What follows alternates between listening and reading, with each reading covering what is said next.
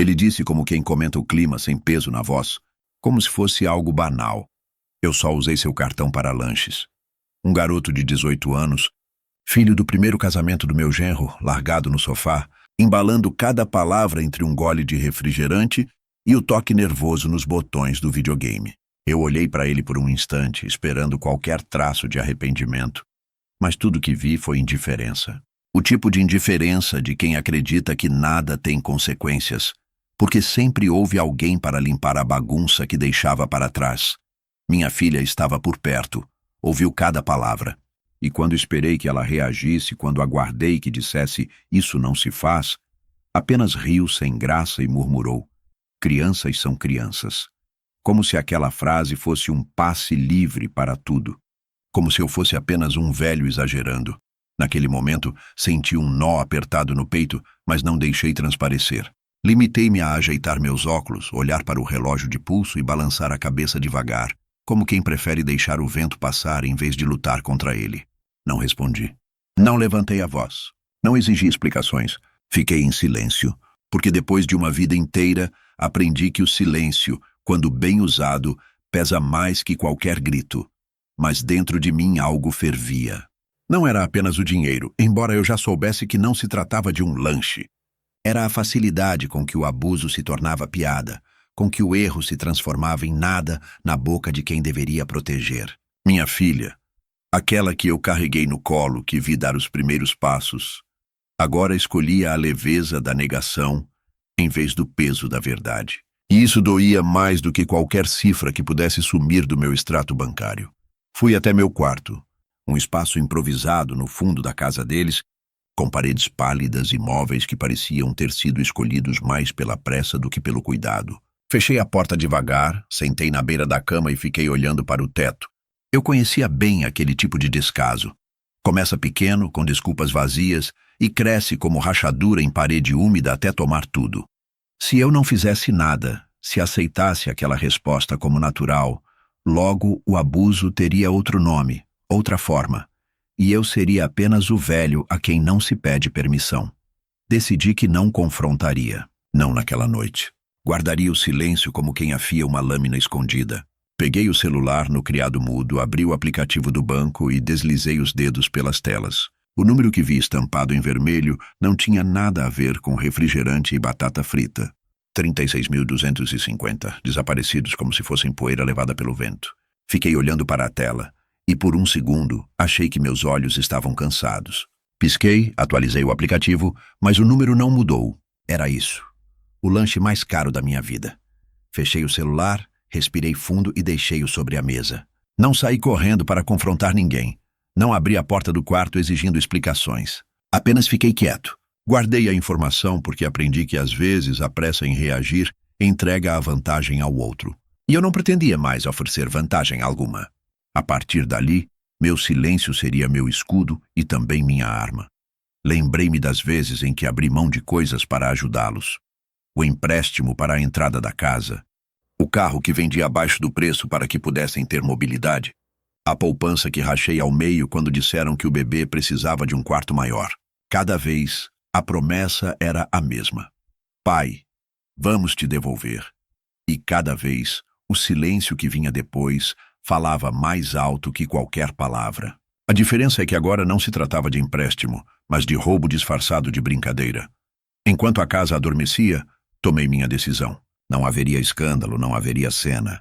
Haveria apenas a frieza de um gesto silencioso. Abri novamente o celular, deslizei até as configurações e, um a um, congelei todos os cartões vinculados às minhas contas, inclusive aqueles que minha filha e o genro usavam para suas emergências. Fiz isso sem pressa, quase como um ritual. O som seco de cada confirmação parecia um passo de encerramento. Quando terminei, deitei-me na cama sem sono, ouvindo o barulho distante do ventilador rangendo no teto. Não senti ódio, tampouco satisfação. Senti apenas a calma de quem prepara o terreno antes da tempestade. Eu sabia que na manhã seguinte o mundo deles mudaria, e eu estaria ali, no mesmo lugar, com o mesmo silêncio, esperando. Adormeci tarde, mas com a certeza de que havia dado o primeiro passo.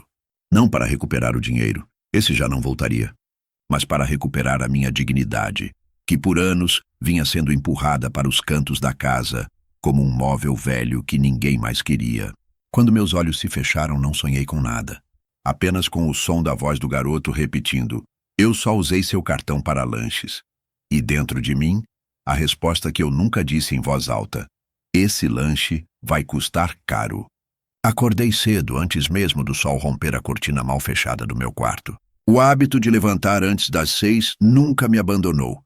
Talvez herança dos anos de trabalho em que cada minuto tinha valor e disciplina era sinônimo de dignidade. A casa ainda dormia, exceto pelos rangidos ocasionais da madeira quando alguém se virava na cama lá em cima.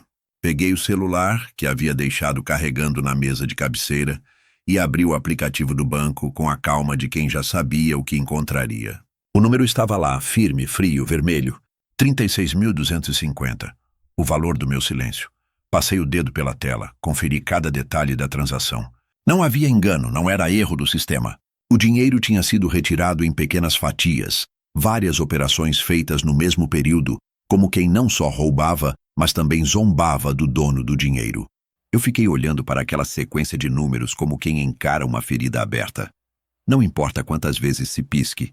A imagem continua ali, escorrendo diante dos olhos. Por instinto, saí do quarto e subi até a cozinha. A casa ainda cheirava a café do dia anterior, e o silêncio da manhã era quebrado apenas pelo barulho suave do refrigerador. Minha filha apareceu minutos depois com os olhos inchados de sono e o celular na mão. Eu poderia ter mostrado a tela, apontado o extrato, exigido explicações. Mas escolhi o contrário. Fiquei quieto, observando. Ela abriu a geladeira, pegou uma garrafa de água, e quando cruzamos os olhares, eu perguntei se tinha dormido bem. Ela respondeu que sim, e foi só isso. Como se nada tivesse acontecido. Como se aqueles 36 mil não fossem nada além de uma linha invisível no ar. Mais tarde, quando mencionei de leve que havia visto movimentações estranhas na conta, ela suspirou fundo e respondeu como quem quer encerrar o assunto. "Crianças são crianças, pai. Não leve tão a sério." Eu fiquei parado, imóvel, com a frase ecoando dentro de mim. O que mais me feriu não foi o roubo em si, mas a indiferença estampada nos olhos dela. Olhos que fingiam não ver, que escolhiam a conveniência do auto-engano. Era mais fácil para ela acreditar que o problema estava em mim, na minha mania de exagerar, do que admitir que havia criado ou acolhido um garoto que não conhecia limites. O genro chegou em seguida. Barba mal feita, cheiro de desodorante barato tentando encobrir a ressaca de um vinho que provavelmente nunca pagou. Cumprimentou-me rápido, abriu o notebook na mesa e começou a digitar. Nem um olhar de suspeita, nem um gesto de preocupação. Era como se já tivessem decidido que qualquer coisa que eu falasse seria ruído, e não verdade. E talvez fosse exatamente isso que me irritava mais. Não precisavam me confrontar, bastava me ignorar. Voltei para meu quarto com a cabeça pesada. Peguei novamente o celular e fiquei folheando mentalmente cada memória ligada àquele dinheiro. Lembrei-me das noites em claro no hospital, quando minha esposa, antes de partir, segurava minha mão e dizia que pelo menos estávamos juntos. Lembrei do enterro simples que paguei sem ajuda de ninguém. Lembrei das contas que continuei pagando sozinho, mês após mês, mesmo depois de me aposentado, para nunca faltar nada à minha filha. Cada real que sumira naquele extrato tinha uma história, tinha um pedaço de suor, de tempo, de amor. E agora tudo havia virado apenas lanche. O mais curioso foi a calma que me dominou. Eu deveria estar enfurecido, mas não estava. Eu deveria ter exigido, berrado, feito cena. Mas não. O silêncio parecia me proteger mais do que qualquer palavra. No fundo, eu sabia que nada que eu dissesse mudaria o que já estava claro. Eles não me respeitavam. Eu não era pai, não era sogro, não era avô. Eu era apenas a conta que segurava o estilo de vida deles. Um detalhe incômodo, mas útil até não ser mais. Enquanto o dia avançava, a rotina se seguiu como se nada tivesse acontecido. Almoço apressado, minha filha no celular rindo de vídeos curtos, o genro trancado em chamadas de trabalho, que mais pareciam desculpas para não lidar com a própria família. E o garoto, o tal filho do primeiro casamento, esparramado no sofá como se a sala fosse trono e ele fosse herdeiro. Quando nossos olhares se cruzaram, ele ergueu o queixo, um sorriso de canto. Era como se dissesse: "Eu posso, e você não vai fazer nada." E não fiz mesmo. Não naquele momento. Mas meu silêncio não era de fraqueza. Era de preparo. Cada palavra não dita era um tijolo na parede que eu estava construindo entre mim e eles. uma barreira de distância que se tornaria intransponível no momento certo. Eu já havia congelado todos os cartões. Eles ainda não sabiam. Mais cedo ou tarde descobririam. E quando descobrissem, não haveria volta. À noite me recolhi mais cedo fingindo cansaço. Fechei a porta, desliguei a luz, mas fiquei sentado na cama, o celular na mão, observando de novo o extrato vermelho. Eu sabia que o dia seguinte traria barulho. Sabia que aquele silêncio aparente era só o intervalo antes da tempestade. A casa ainda não percebia que o mundo deles estava prestes a virar do avesso. E eu, no meu quarto pequeno, esperava pacientemente com a certeza de que não precisaria mover um dedo. O próprio peso dos meus gestos silenciosos já começava a empurrar tudo para o abismo. E foi assim que adormeci, com a mente calma, o coração firme e a consciência de que às 6 da manhã do dia seguinte, quando o sol ainda mal tivesse nascido, alguém abriria o aplicativo do banco e o grito que viria ecoaria mais alto do que qualquer coisa que eu pudesse dizer. A noite caiu como um peso naquela casa. Do lado de fora, as luzes dos postes lançavam sombras compridas pelas frestas da janela do meu quarto, transformando cada canto em um reflexo de silêncio. Eu me deitei cedo, mas não para dormir. Deitei para pensar, para organizar as peças que até então estavam soltas no tabuleiro. A imagem do extrato vermelho ainda queimava na minha mente como uma ferida aberta. E a frase da minha filha, "Crianças são crianças", ecoava como martelo em ferro frio. Foi naquele quarto escuro, com o ventilador rangendo acima da minha cabeça, que percebi que não havia retorno. Não era mais apenas sobre dinheiro. Era sobre respeito, sobre identidade, sobre o lugar que eu ocupava na vida deles. Peguei o celular de novo. O plástico frio contra a minha mão parecia carregar mais peso do que deveria. Cada vez que a tela iluminava o quarto, era como se eu olhasse para um abismo. Percorri mais uma vez as opções do aplicativo do banco, e em cada clique senti a confirmação do que eu já sabia. Não havia erro, não havia mal-entendido. Havia apenas desdém. 36.250. Uma quantia que para eles poderia ser apenas número em tela, mas para mim representava meses de esforço, anos de disciplina, noites em claro. Eu não tinha mais a juventude para refazer esse caminho. E mesmo assim, a única resposta que ouvi foi o riso abafado da minha filha. Fiquei sentado por longos minutos, observando a tela até que, como quem desperta de um transe, comecei a mexer nas configurações. Cada cartão, cada chave de acesso, cada permissão que havia sido estendida por generosidade ao longo dos anos estava ali. E com 2 toques, eu poderia congelar tudo. Pensei nos empréstimos que nunca foram devolvidos, nas promessas que sempre escorregaram pelo ralo, nas palavras bonitas ditas apenas quando havia interesse. Pensei em como eu tinha me tornado aos olhos deles um cofre com pernas. O velho útil, enquanto houvesse dinheiro descartável no instante seguinte. Meu dedo pairou sobre a tela por alguns segundos. E então confirmei. 1 cartão, 2 cartões, 3. Cada bloqueio vinha com uma mensagem curta. Operação concluída. Não houve música. Não houve fogos. Apenas o silêncio frio de quem acaba de cortar os fios de um balão, deixando-o escapar para sempre. Fiz isso com calma, sem pressa, quase como um ritual. Não era vingança ainda. Era apenas autopreservação. Quando terminei, larguei o celular ao meu lado e fiquei deitado, os olhos fixos no teto escuro. Por um instante pensei em levantar, ir até a sala e anunciar o que tinha feito. Mas desisti, porque anunciar seria oferecer a eles a chance de preparar desculpas, de armar histórias, de tentar inverter o jogo. Eu não queria isso. Queria apenas a verdade nua e crua, o choque. O desespero, o vazio estampado quando descobrissem que, de uma hora para outra, a fonte havia secado. Lembrei-me de um ditado antigo que meu pai repetia. Às vezes, não é preciso gritar para se fazer ouvir. Basta tirar a cadeira quando esperam que você segure a mesa. Era exatamente isso que eu havia feito. Eles haviam se acostumado tanto ao conforto da minha presença silenciosa que nunca imaginaram que eu pudesse virar a chave. E naquela noite, no escuro do meu quarto, eu virei. O sono custou a chegar. Cada vez que fechava os olhos, ouvia as palavras de novo, como um refrão. Eu só usei seu cartão para lanches. Lanches. Uma palavra pequena demais para o tamanho da ferida que deixava. Eu pensava no garoto, no sorriso arrogante que me lançou, e me perguntava o que seria dele quando aprendesse da forma mais dura que não há lanche grátis quando o preço é a dignidade de alguém. Quando finalmente cochilei, foi um sono leve, interrompido pelos barulhos da madrugada. O cano que estala, o carro que passa na rua, o vento que arranha as janelas. Acordei algumas vezes, olhei para o celular e vi a tela escura, como se também estivesse aguardando comigo. Até que de repente percebi que a madrugada já se dissolvia em manhã. Os pássaros começaram a cantar lá fora.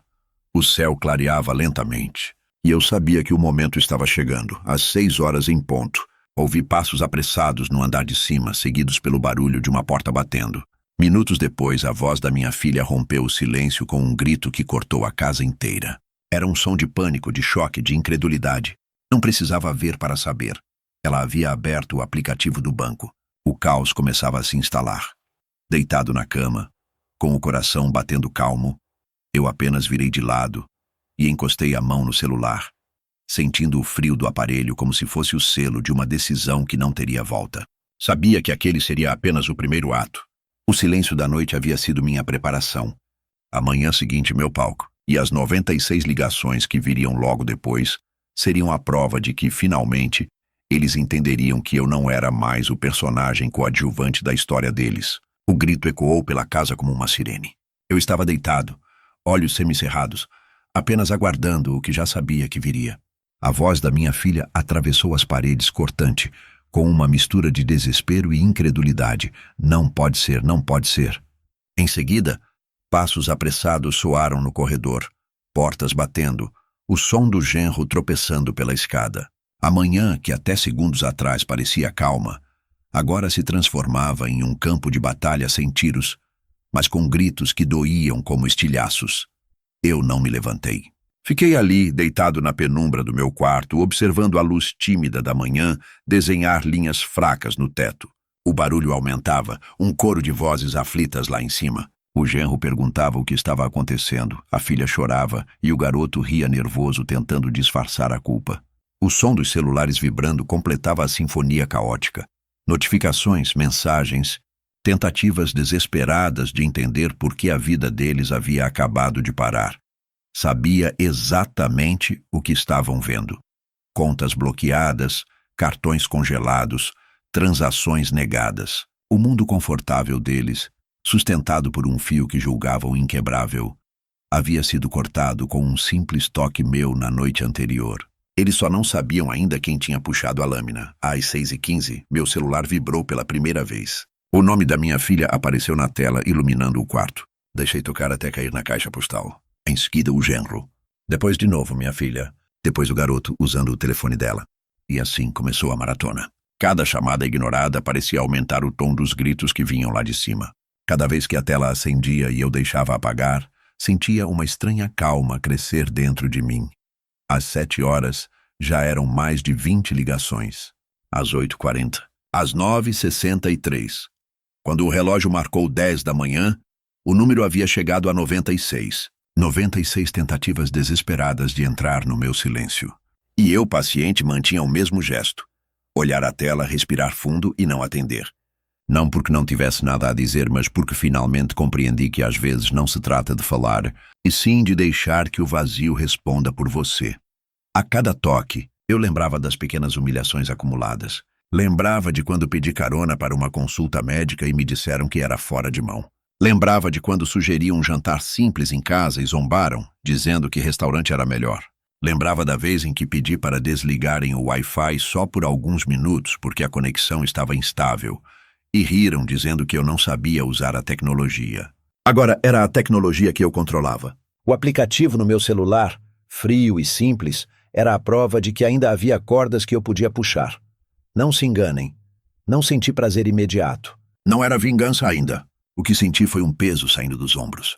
Durante anos eu havia permitido que me tratassem como um detalhe descartável. E naquela manhã, às 6 horas, com o grito da minha filha ecoando pelo corredor, percebi que pela primeira vez em muito tempo, quem ditava o ritmo era eu. Depois da 30ª chamada perdida, sentei-me na cama, levantei devagar e fui até a cozinha.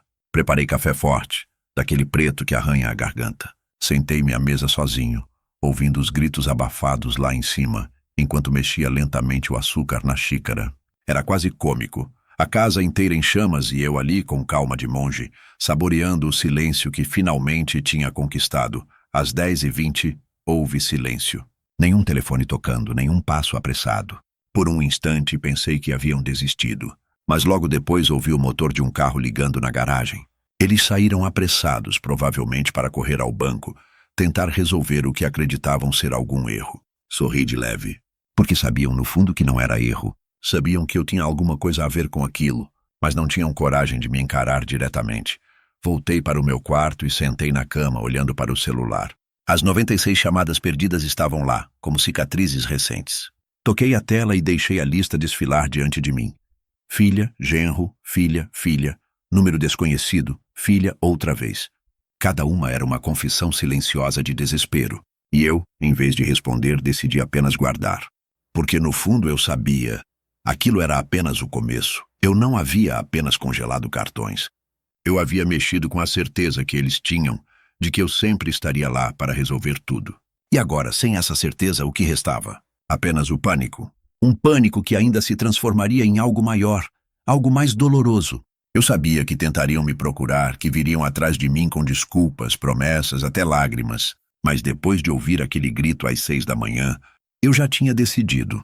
Meu silêncio seria absoluto até que o preço do lanche mais caro da minha vida fosse pago em dignidade. E, enquanto o telefone continuava vibrando em intervalos espaçados, percebi que aquela casa já não me pertencia. Não como lar, não como família, pertencia apenas ao caos que eles mesmos criaram.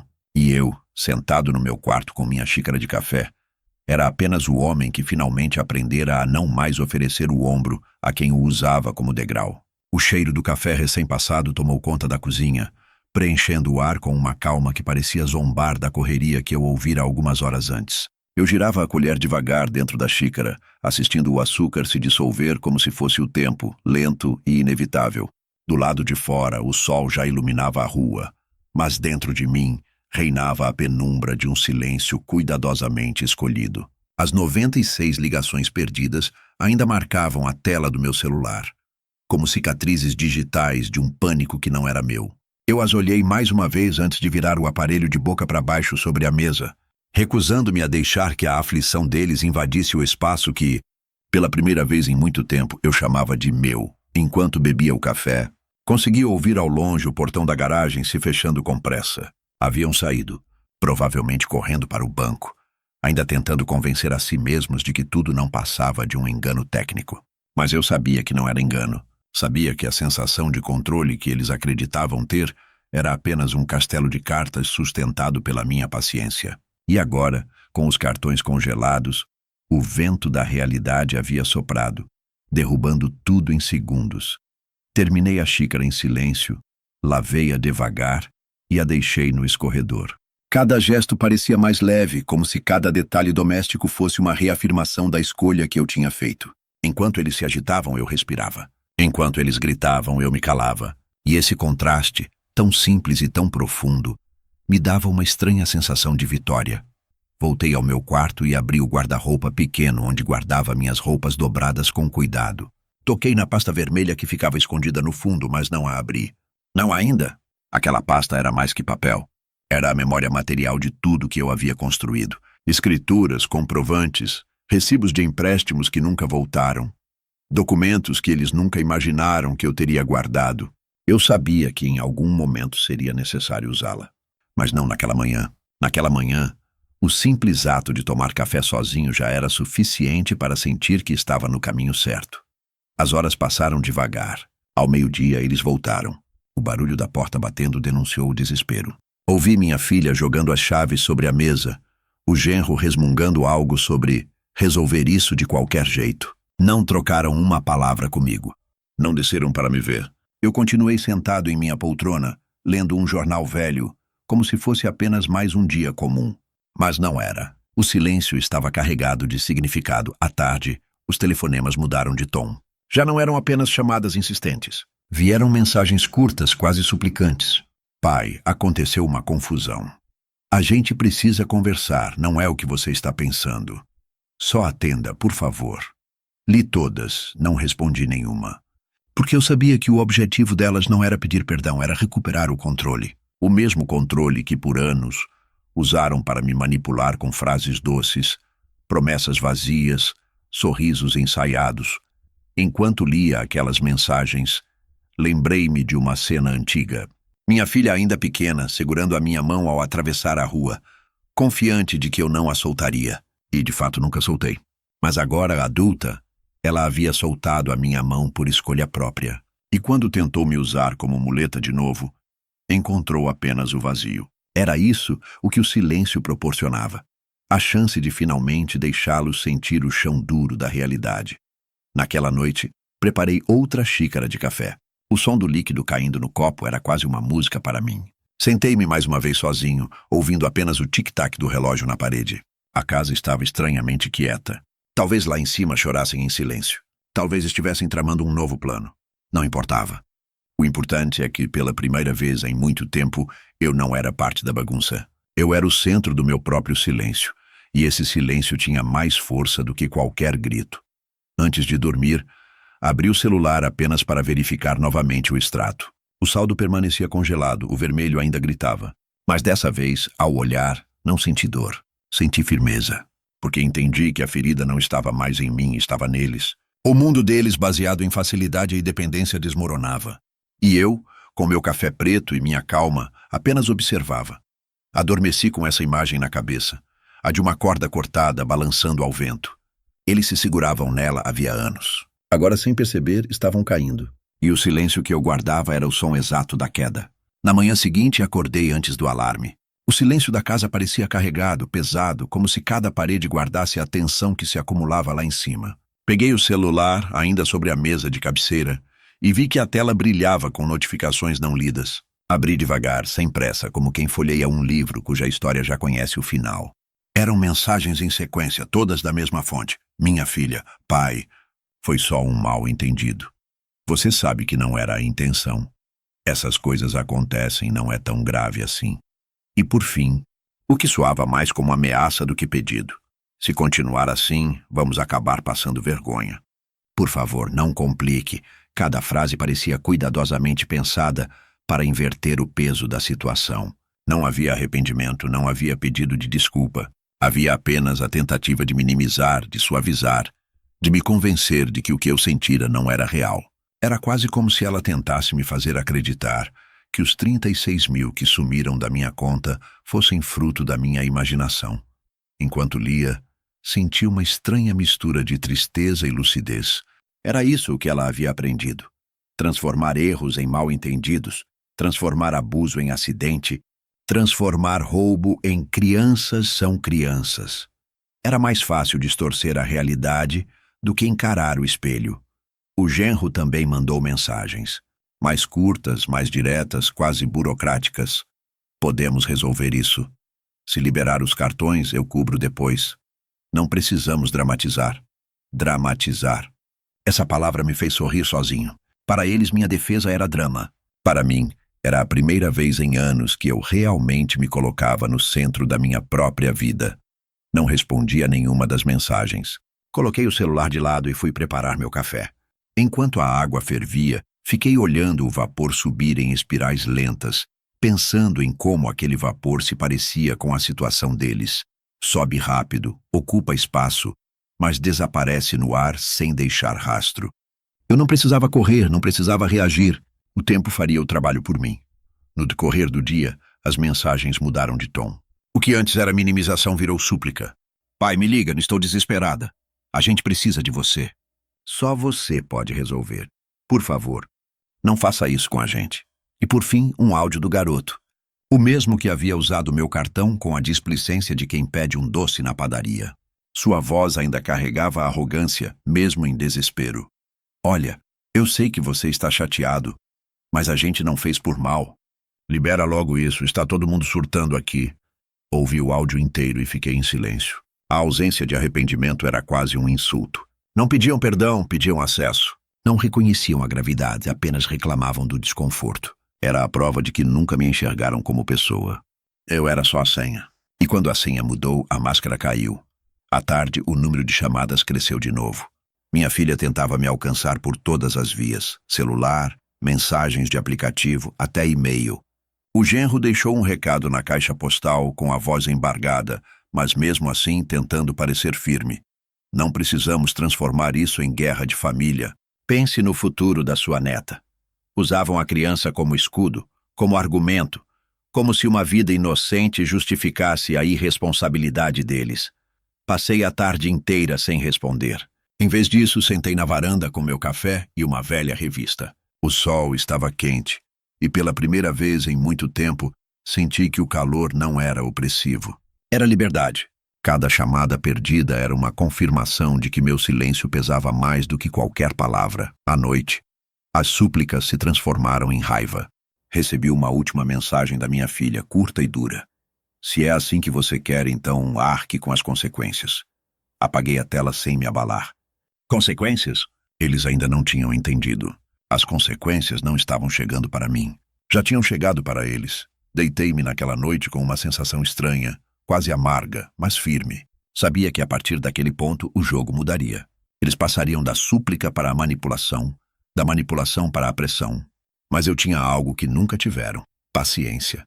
Eu podia esperar no silêncio o tempo que fosse necessário, porque, diferente deles, eu não vivia de fachada. E, enquanto o escuro tomava conta do quarto, toquei mais uma vez na pasta vermelha escondida no guarda-roupa. Ainda não era o momento de abri-la, mas eu sabia.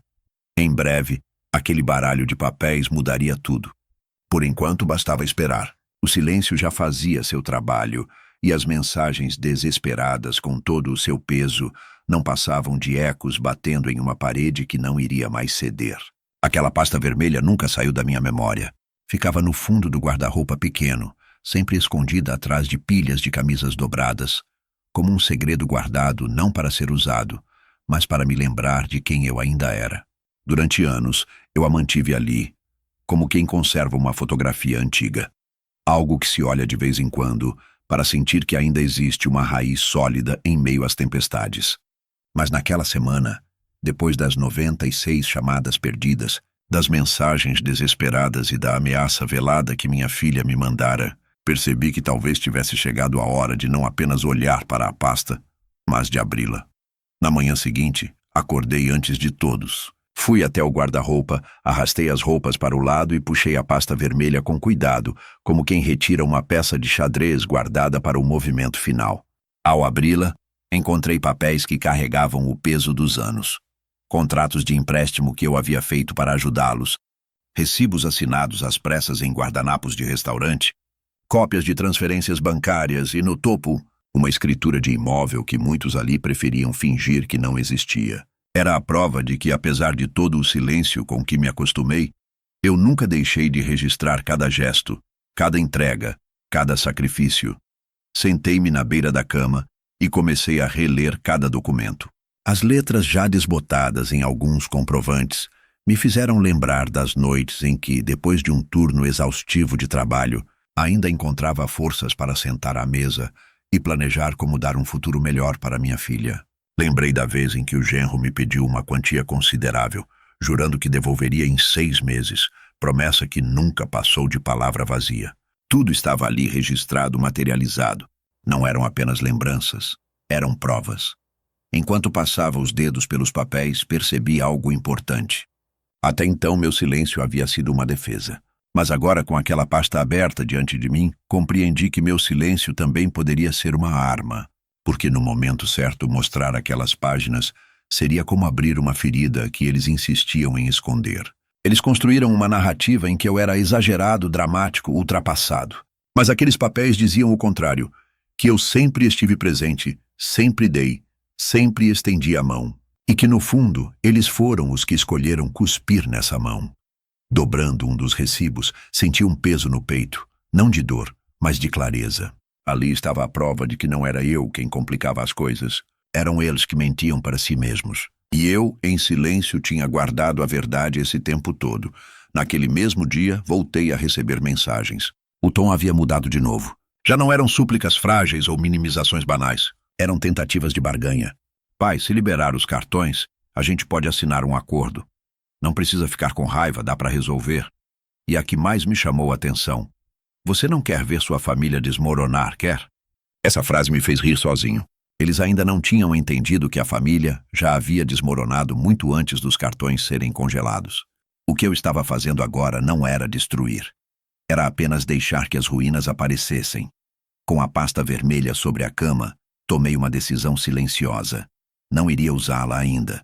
Não responderia às mensagens, não mostraria nada, porque percebi que o verdadeiro poder daquelas páginas não estava em exibi-las, mas em saber que eu as tinha. Era como segurar uma arma carregada que ninguém mais sabia existir. O simples fato de guardá-la comigo já me tornava mais forte.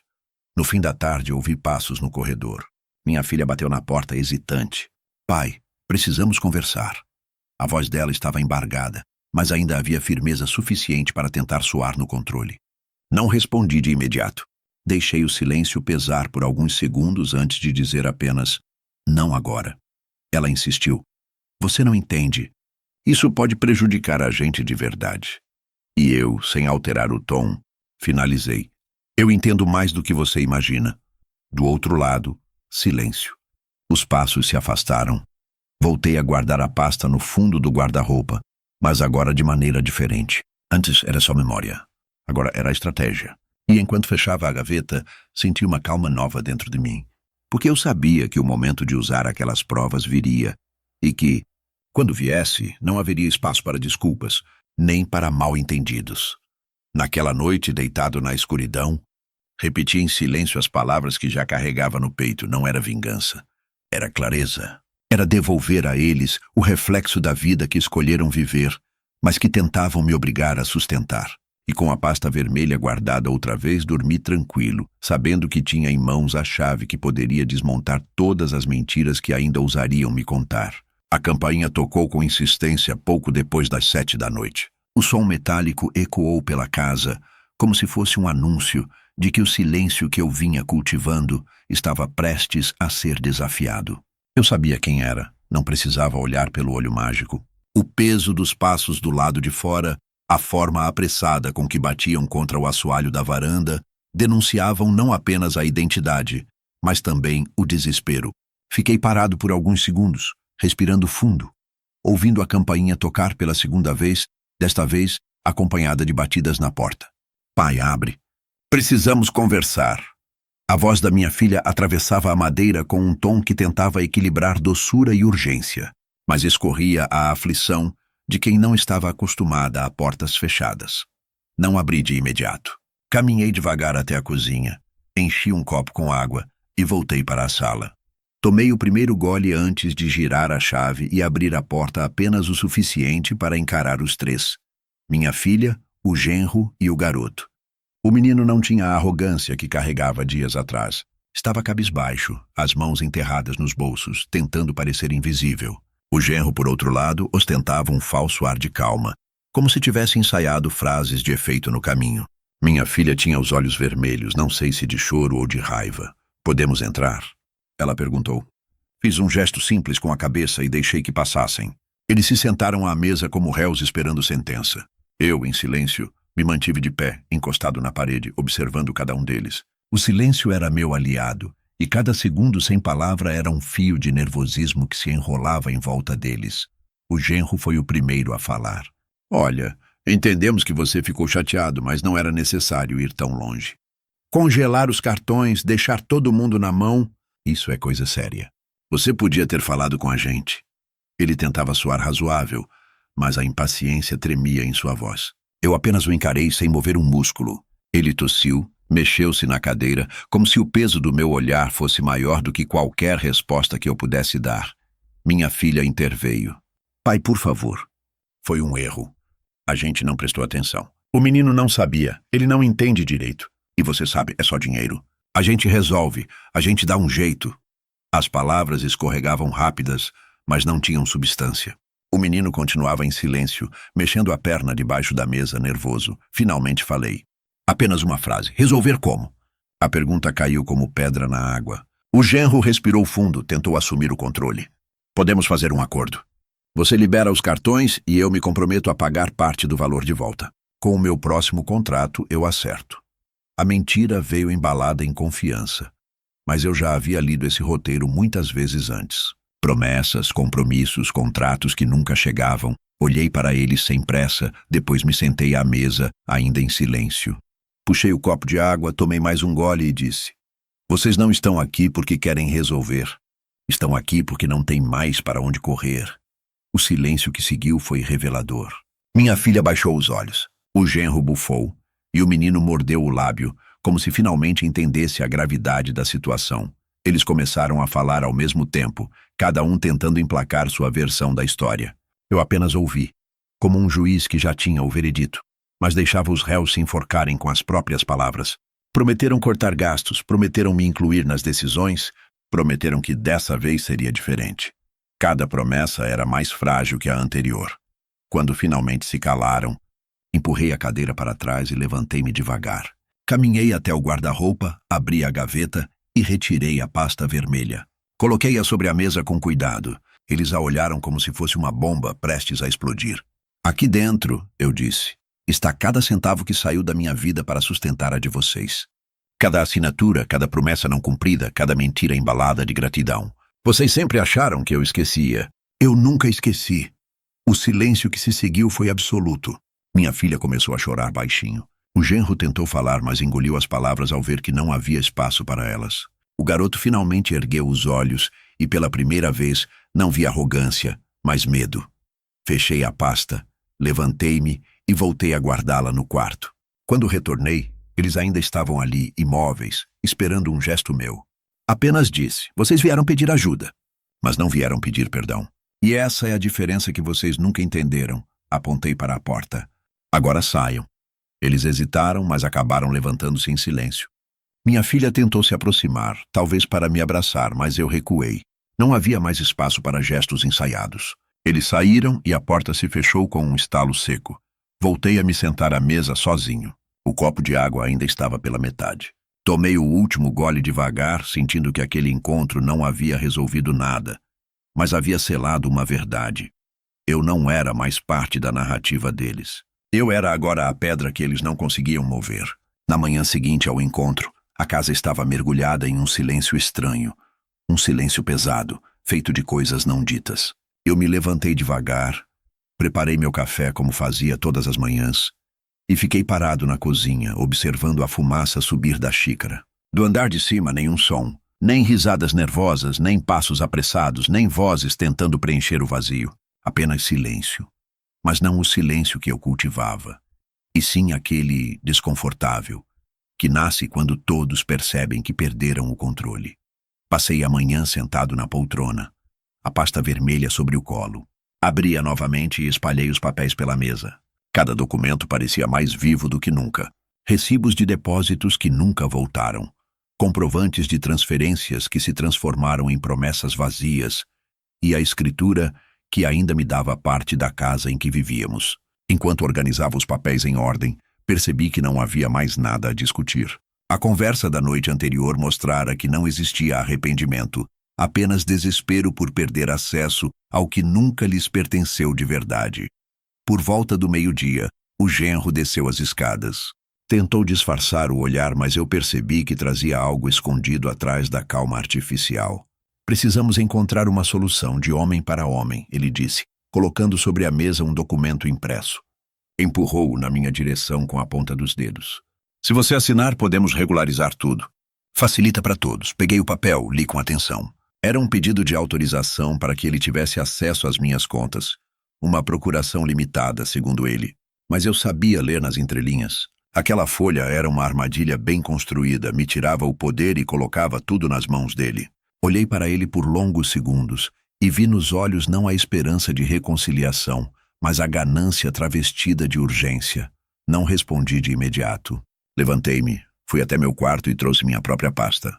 Coloquei-a sobre a mesa ao lado do documento que ele havia impresso. Você quer assinatura? E perguntei com voz calma. Então vai ter. Tirei da pasta a escritura, a que comprovava minha parte no imóvel, e assinei lentamente, com a mesma caneta azul que usava para preencher formulários de escola da minha filha quando ainda era criança. Dobrei o papel, coloquei-o de volta na pasta e disse: Mas não do jeito que você pensa. Ele franziu o senho, confuso. Minha filha apareceu nesse momento, descendo as escadas com pressa, como se sentisse que algo definitivo estava prestes a acontecer. Pai, o que você está fazendo? Perguntou. Eu a encarei sem pressa. Estou me retirando. Hoje vocês ficam com a casa. Amanhã ela deixa de ser de vocês. Antes que pudessem reagir, abri meu celular. Entrei no aplicativo e autorizei a transferência dos meus direitos para o banco, quitando parte de uma dívida que eles nem sabiam que já estava em andamento. O imóvel, que antes era o escudo deles, tornou-se em poucos cliques a chave do próprio desmoronamento. Eles não perderiam apenas cartões congelados, perderiam o teto. Minha filha gritou, o genro tentou arrancar o celular da minha mão, mas eu já havia finalizado a operação. Um e-mail de confirmação chegou em segundos, e eu o deixei aberto sobre a mesa para que vissem com os próprios olhos. Está feito, disse, levantando-me. Agora a casa pertence ao banco. Vocês têm pouco tempo. O desespero tomou conta da sala. Minha filha chorava. O genro tentava me convencer de que havia outra forma, e o garoto, em silêncio, parecia finalmente compreender a gravidade daquilo. Eu não disse mais nada. Fui até meu quarto, arrumei minha mala pequena, algumas roupas, documentos pessoais, a foto antiga da minha esposa e a pasta vermelha já quase vazia. Não precisava de mais nada. Ao sair pela porta, ouvi minha filha dizer entre soluços: "Você destruiu a sua família." Parei por um instante. Respirei fundo, mas não olhei para trás. Apenas respondi: "Não, vocês destruíram." Eu apenas parei de reconstruir. Caminhei até a rua com passos firmes. O sol da tarde batia forte, e cada passo parecia mais leve do que o anterior. Quando entrei no táxi que havia chamado, olhei pela janela e vi a silhueta da casa encolhendo ao fundo. Não senti arrependimento. Não senti raiva. Senti apenas uma estranha serenidade. Era o corte final, feito não com gritos, mas com assinatura. O tipo de corte que não deixa sangue, mas que transforma tudo em silêncio. Enquanto o carro se afastava, meu celular vibrou. Mensagens em sequência, chamadas desesperadas. Ignorei todas. A tela brilhou com as últimas tentativas de me alcançar.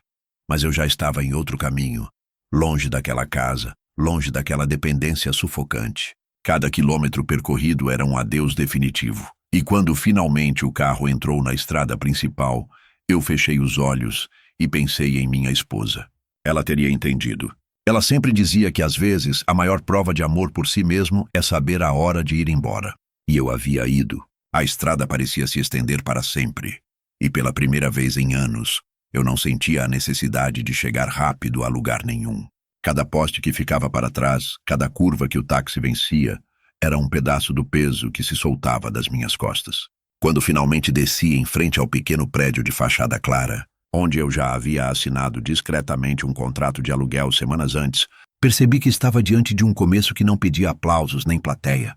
Era apenas meu. O apartamento era simples, 2 quartos, uma varanda estreita de onde se via um pedaço do horizonte. Entrei com minha mala na mão, coloquei a pasta vermelha sobre a mesa e me sentei por alguns minutos, ouvindo o silêncio. Um silêncio diferente daquele que guardava na antiga casa. Lá, o silêncio era imposição. Era a escolha de calar diante da indiferença. Aqui o silêncio era liberdade. Nenhum grito vindo do andar de cima, nenhum pedido, nenhuma cobrança. Apenas o som distante da cidade respirando lá fora. No primeiro dia, comprei uma garrafa de vinho barato na mercearia da esquina.